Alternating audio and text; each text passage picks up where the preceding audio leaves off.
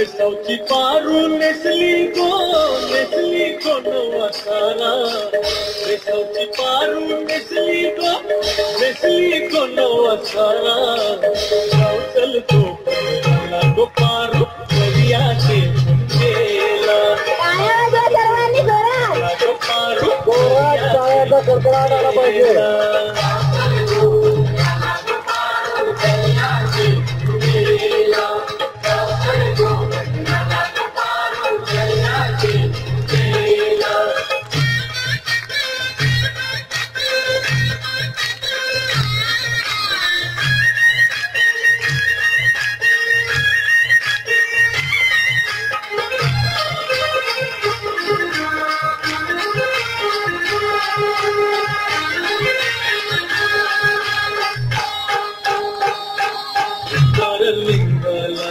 सोन्याचा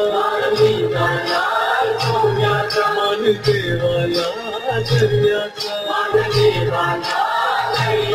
देवा वाटल नको दर्याला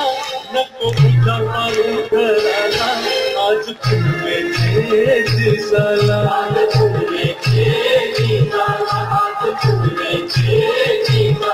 बोल चेती निघालाय दमानीला खोली काशीराम भगवा और करलाय त्याला निजाव चल भव्याची रचना लावला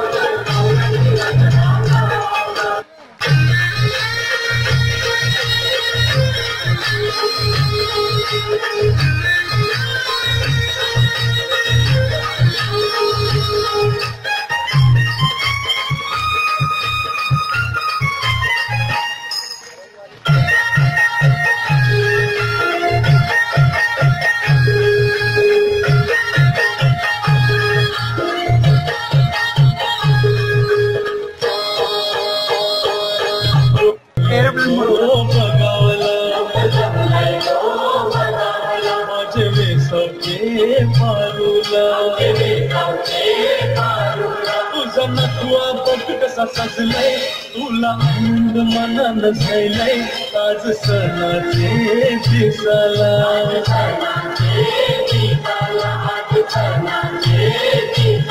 तुझे हातान घालीन हिरवा चुरा आपले लग्नाचे दिसाला बस करून देवाला न भर तुझे माझ्याला